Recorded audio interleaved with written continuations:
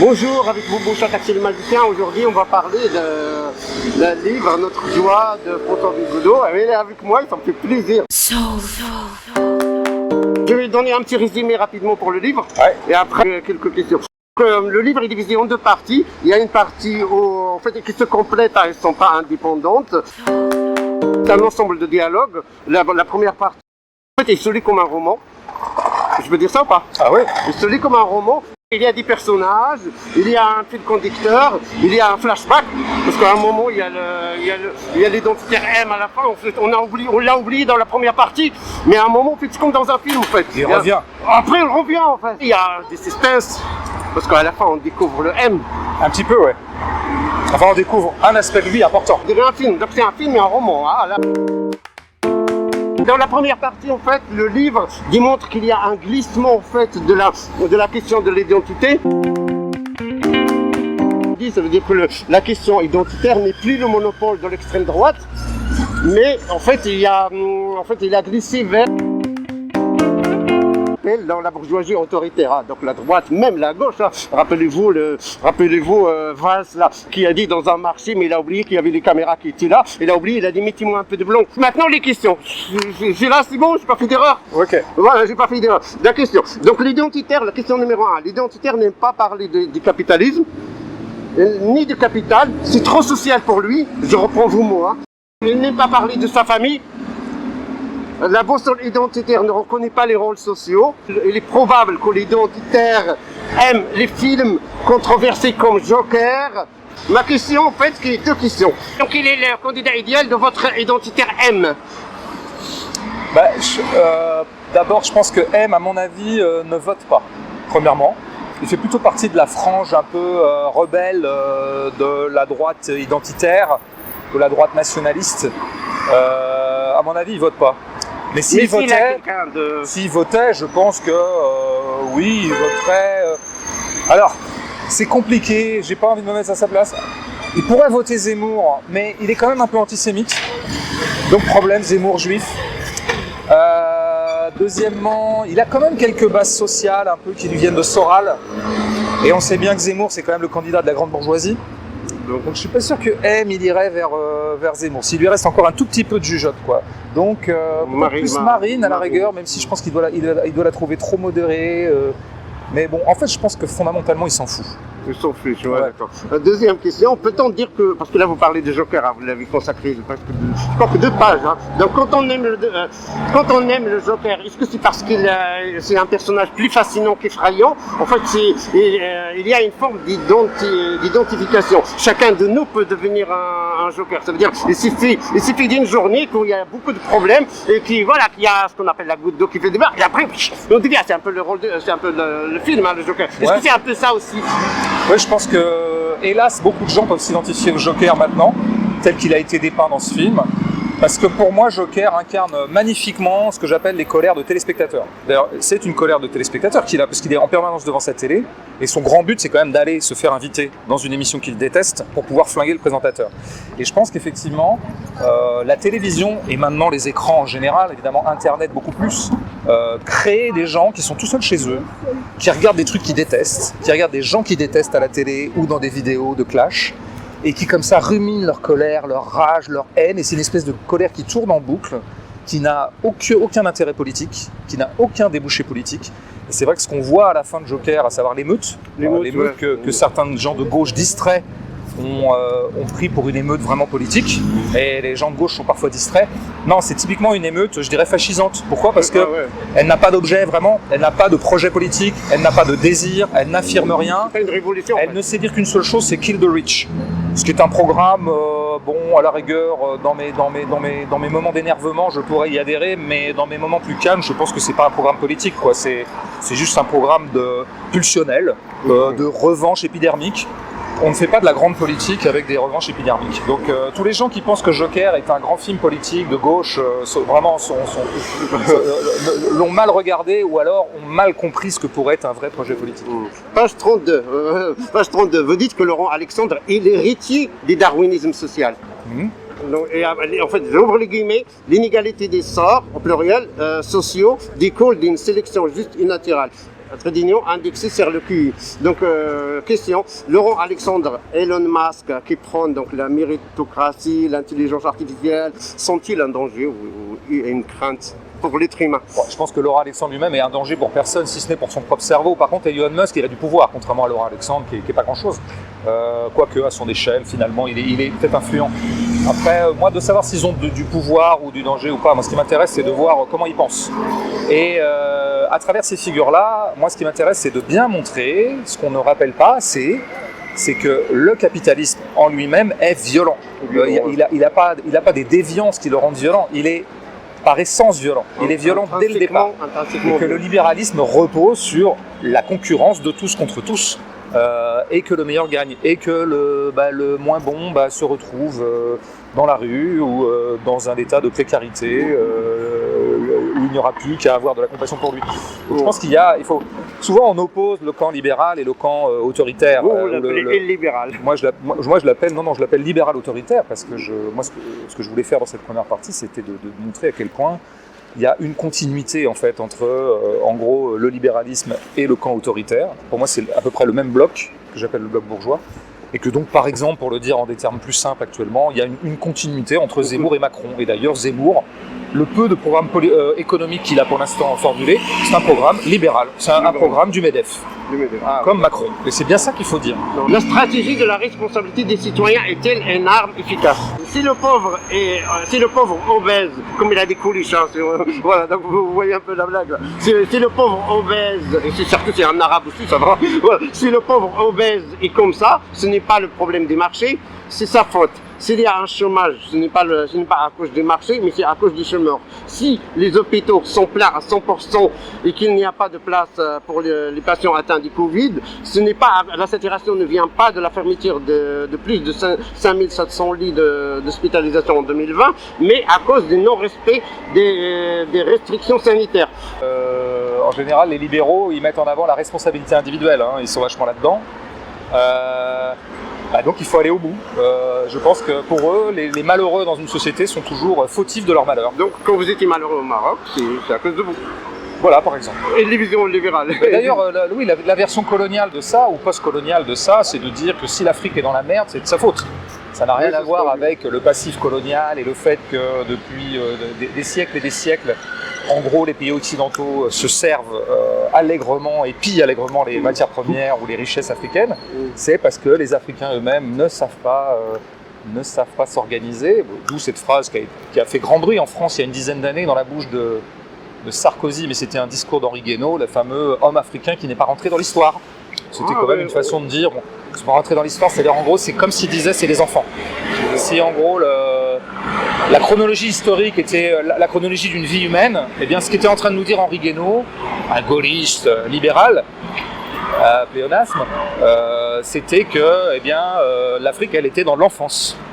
Nous les Européens, civilisation avancée, nous sommes à l'âge adulte. C'est pas les croisades, ça n'a rien à voir avec une forme de croisade. Non, en l'occurrence, je parle de représentation mentale de la droite française. La droite française pense fondamentalement que les Africains sont des enfants. Ah ouais, d'accord. C'est ça qu'il faut dire. Vraiment, fondamentalement, c'est ce qu'ils croient. Page 124 de votre livre, vous parlez de la désobéissance civile. Et ma question, est-ce que la désobéissance civile est-elle compatible avec la démocratie?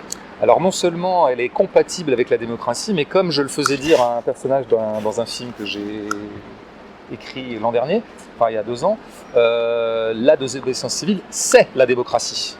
Il n'y a pas de démocratie hors de la désobéissance civile. C'est-à-dire qu'à chaque fois qu'il y a... La démocratie, c'est toujours... Vous avez l'ordre des choses, l'état des choses. Il y a démocratie à partir du moment où des gens disent on n'est pas d'accord. Mais puisqu'ils ne sont pas d'accord avec l'état des choses, il va falloir qu'ils fassent un coup de force pour pouvoir faire entendre leur voix. Mais et donc, illégal, il va falloir la loi, ils vont rentrer dans l'illégalité pour faire valoir une autre loi. Mais comme par exemple Rosa Parks est rentrée dans l'illégalité. Vous en parlez dans le livre. Ouais. Il était illégal pour elle de s'asseoir dans ce bus. Ouais. Elle est entrée dans l'illégalité pour faire valoir qu'il serait beaucoup plus juste que les Noirs aient accès au bus. Et donc la loi a été rectifiée. Puisque en gros, ce que considèrent les désobéissants civiles, c'est que la loi est injuste. Et donc à ce titre-là, quand une loi est injuste, il faut ne pas la respecter. Il faut rentrer dans l'illégalité. Ça, c'est l'histoire de tous les progrès sociaux. C'est l'histoire de tous les progrès sociaux. Voilà. C'est tout. Vous savez, quand des ouvriers occupent une usine, ils n'ont pas le droit de le faire. Parce qu'ils piétinent un droit sacré dans le droit public qui est le droit de la propriété. Ils n'ont pas le droit de le faire. Mais c'est comme ça qu'ils font valoir une avancée, enfin qu'ils vont essayer d'obtenir des avancées sociales. Il y a quelques années avec le McDo, là, celui qui a, Par exemple. a joué, là, parce qu'il a la malbouffe. Les McDonald's, voilà, la les gens qui sont allés faucher des champs où Voilà, on expérimentait des OGM, ils sont entrés dans l'illégalité. Et puis 2, 3, 4 ans, 5 ans plus tard, eh bien, la France puis l'Europe, ils ont interdit les OGM. Donc heureusement que ces gens ont été désobéissants. Les plus grands progrès dans l'histoire de l'humanité, les plus grands progrès sociétaux, moraux, se sont faits par désobéissance. Ouais. Maintenant, Donc vous voulez être des démocrates, soyez désobéissants. Oui, merci. Après, donc la page 160, hein, la théorie de Mélenchon. En fait, la théorie de Mélenchon, Jean-Luc Mélenchon. Ouais. Donc il a théorisé un truc qui s'appelle, voilà, j'ouvre les guillemets, hein, Mélenchon a raison de dire que certains fâchés ne sont pas fachos. En revanche, 100% des fachos sont fâchés. Et vous les avez comptés apparemment. Ce que vous avez mis dans le... Après, en fait... C'est bien dit, je trouve que c'est une bonne formule. Donc la loi de séparatisme est une loi d'exception. Je vais un petit peu développer. Il y a, ce qu'on remarque, il y a une inflation de mots, hein, il y a un tsunami de mots, hein, il y a, pour créer la confusion, il y a islamisme, islam radical, islamisme politique. On ne sait pas de quoi on parle, on ne sait pas de qui on parle. Je fais référence à 2001, Daniel Pipes. Un Américain de l'extrême droite, il a dit « Tous les musulmans ne sont pas terroristes, mais tous les terroristes sont musulmans ». En septembre 2021, Éric Zemmour a dit la même chose. Ouais. Voilà, donc, et comme tous les terroristes sont des musulmans, qui est une erreur, hein, si on voit l'attentat de Bayonne, ouais. Vous voyez, donc l'attentat de Bayonne, ouais. L'attentat des terroristes, donc Churchill de Nouvelle-Zélande. En fait, et quand les musulmans disent « Oui, mais les musulmans, c'est pas l'islam politique », le gouvernement, qu'est-ce qu'il dit? Il dit « Oui, mais l'islam, c'est la porte d'entrée à l'islam politique ». Et du coup, il justifiait. J'ai bien suivi le débat qui a lieu en France depuis 30 ans, donc je suis bien au courant des termes du débat. Voilà. Mais justement, moi je pense que, comment dire, on a affaire à du racisme. Ce racisme est très largement émis par la bourgeoisie. Voilà. Et qui donc dit n'importe quoi, voilà, qui décline son racisme sur tous les plateaux de télé et aux tribunes de meeting, et qui a maintenant à peu près 3-4 candidats dans l'élection présidentielle qui relaient ces choses-là, 3-4 au bas mot. Bon. Qu'est-ce qu'on peut faire par rapport à ça? Pas ce que vous venez de faire, parce que là vous venez de répondre. C'est devant un truc aussi débile que il y a une continuité entre l'islam et l'islam politique, et entre l'islam politique et le terrorisme, ce sont des crétineries. Ce sont des crétineries en plus, par ailleurs extrêmement toxiques, d'accord ? On ne répond pas à une crétinerie. Il y a deux manières de répondre à ça. Il y a se foutre de sa gueule, faire des sketchs. Dire que ces gens, non pas sont des méchants, mais c'est-à-dire avoir une attitude d'humour par rapport à ça. Et surtout rappeler que ces gens-là sont des guignols. Moi, c'est ce que je dis un peu dans mon livre aussi. Fondamentalement, c'est des charlots. Fondamentalement, ce sont des enfants qui sont dans des espèces de fantasmagories, des espèces de fables pour enfants. Voilà. Donc il ne faut pas les prendre au sérieux, parce que les prendre au sérieux, c'est déjà rentrer dans leur jeu. Ou alors, une autre réponse, c'est évidemment de ne pas répondre à ces arguments qui ne sont pas des arguments, qui sont des crachats. On ne répond pas à un crachat. Alors moi, j'aimerais, et je sais bien qu'il ne suffit pas de claquer dans les doigts pour ça, hein, moi je rêve d'un grand mouvement où que les gens des quartiers populaires issus de l'immigration, et par exemple de l'immigration coloniale, enfin, des pays coloniaux ou ex-coloniaux, fassent acte de présence. Dans les manifs, par exemple. C'est tout, je leur demande pas de lancer un grand mouvement machin. Oui, non, mais faire acte de présence pour dire on est là, c'est là qu'on habite, on vous emmerde. Vous le dites dans votre livre, vers la fin, vous le dites. Hein. Faire acte de présence. Là, je veux dire, parce que si on commence à aller débattre sur les réseaux sociaux avec des racistes, avec des fachos, ça n'aura jamais de fin. Et ça leur profite en plus, parce que les fachos, ils adorent ça. Les débats de merde, ils adorent ça. Ils adorent ça. Et c'est un débat de merde de réfléchir pendant 2 heures pour savoir si tous les Arabes sont des terroristes. Je veux dire, mais rien que de rentrer dans ce débat, c'est valider une crétinerie. Il ne faut pas rentrer dans ce débat, que ce soit sur Facebook, sur Snapchat ou sur un plateau de télé. Vous le dites dans votre livre avec Camus, là. Il dit que, par exemple, il y a un grand remplacement. Oui. Et vous dites, en fait, ça ne sert à rien de donner des chiffres, vous démontrez que, par exemple, le Père Noël existe. Tout à fait. Vous dites, Harry Potter n'existe pas. Voici les détails, voici des chiffres. Un monsieur comme Renaud Camus, il a une espèce de fixette anti-arabe, il est raciste, pour des raisons comme sans doute épidermiques qui viennent de sa biographie. c'est une espèce de pathologie, on ne répond pas à une pathologie. Soit on la soigne, soit on passe son chemin. Et encore une fois, pourquoi pas l'humour? Pourquoi pas l'humour? Parce qu'encore une fois... Yassine Bellatar, ça lui a posé des problèmes. Hein. Non, mais parce qu'il l'a mal fait. Et puis d'ailleurs, Yassine Bellatar a qu'à être moins confus lui-même. Et s'il était moins confus lui-même, peut-être qu'il produirait des énoncés plus clairs et plus irréprochables. Parce que moi, je n'oublie pas que c'est un macronien. Bon. Un macronien, oui, c'est vrai. Oui, mais il a quand même claqué la porte, mais je ne sais pas pourquoi. Il a dit que, il a claqué la porte à Macron. Je pense que c'est un monsieur qui gagnerait à clarifier ses positions politiques. Ouais. Vous dites page 218, vous dites la première victime de l'immigration, voilà, il n'y a pas de suspense, hein, c'est l'immigré. Donc on peut dire que la première victime du terrorisme, c'est le musulman. On parle de 80% dans le monde. Bien sûr. Ça, voilà une bonne chose à rappeler. Hein, que, bien sûr que les épisodes terroristes en France, qui ont eu lieu essentiellement en 2015-2016, un peu avant, un peu après, sont évidemment pas négligeables d'un point de vue dramatique pour ceux qui les ont vécus, bien sûr. Et on est bien placé dans cette avenue pour savoir qu'on a été assez proche des choses. Bon, bref. Mais si on prend un peu de recul, l'ensemble des épisodes terroristes français sont vraiment de quantité infime par rapport à l'ensemble du fait terroriste mondial qui effectivement touche à 98-19% des gens des pays pauvres, des gens des pays du Sud, qui se trouvent être pour la plupart des musulmans. Voilà. Mais moi je préfère dire que c'est quand même plutôt dans les pays défavorisés, les pays qui sont plutôt moins bien lotis que le nôtre, que le terrorisme sévit en flux continu depuis une trentaine d'années, peut-être 40, peut-être un peu moins. Donc de ce point de vue-là, c'est ça. Voilà une bonne chose à rappeler. Ouais. Ça, ouais. Une question qui n'a rien à voir avec votre livre, peut-être, oui, mais que pensez-vous des pronoms neutres et inclusifs IL? Non, je m'en fous, c'est pas... Ouais, voilà, je le dis, hein, je vous ai prévenu que c'était avec les non-binaires, etc. Maintenant, c'est pas une identité, ça? Non, mais en plus, vous savez, moi, je pense qu'une des choses qui a mis dedans, qui a relégué le camp social dans les marges du jeu politique, c'est que la bourgeoisie très droitière, la bourgeoisie un peu moins droitière, ces éditorialistes nous ont imposé ce que j'appelle dans le livre des débats de merde. Oui, c'est vrai, des débats de merde. Alors ce débat-là, qui pourrait être intéressant d'un certain point de vue, hein, d'ailleurs moi l'écriture inclusive, j'y suis plutôt favorable fondamentalement, je trouve que c'est intéressant. Et ce débat, de toute façon, s'avance sur la place publique comme un débat de merde qui est fait pour qu'on s'y embourbe et pour qu'on y perde du temps. Et surtout, on ne parle pas des questions qui sont les plus urgentes, qui sont des questions sociales urgentes ou des questions parmi celles qu'on a par exemple abordées. Donc je pense qu'actuellement, l'hygiène mentale, l'hygiène intellectuelle et l'hygiène politique voudraient qu'on refuse ce genre de débat. Peut-être avant-dernière question, deux questions. Vous clarifiez la bataille de Valmy, vous clarifiez aussi la commune. Que pensez-vous de la récupération par les identitaires des personnages Charles Martel? Est-ce qu'il a évité un grand remplacement à la Camus? Là, je pense qu'on est dans un jeu de cours de récré. Des identitaires ont décidé de se déguiser en Charles Martel. Comme quoi, moi quand j'étais gamin, je me déguisais en cow-boy, puis des fois je me déguisais en soldat anglais, ou je me déguisais en Zorro. Bon, des fois ils prennent la panoplie de Charles Martel dont ils savent à peu près rien. Il y en a même parfois qui pensent que la commune est un mouvement identitaire et patriotique. Ces gens-là s'amusent. Encore une fois, ce sont des grands enfants qui sont dans leur chambre à coucher, leur chambre d'adolescent.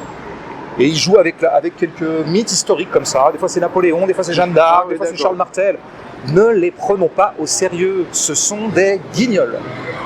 Je ne le dirai jamais assez. Un dernier mot. Ce qu'on peut faire pour le monde, pas grand-chose. Voilà, je crois que... Il faut peut-être partir du principe simple que le monde est rempli d'horreur et qu'il sera toujours rempli d'horreur. Toujours. Quand vous mourrez, quand je mourrai, nous aurons vu continuellement les horreurs se déchaîner. Bon. Voilà. Donc on ne peut pas changer ça. On ne va pas éradiquer l'horreur du monde. Par contre, on peut cultiver sa propre joie. Et cultiver son intelligence, sa santé, son sens de la fraternité, cultiver ses amitiés. Voilà. Et pas tomber dans la crétinerie des adversaires. Voilà, pas tomber dans les guignolades des adversaires. Rester au-dessus de ça. Les débats de merde. Voilà. Montre-leur qu'on est au-dessus de ça, qu'on vaut bien mieux que ces débats de merde. Merci beaucoup.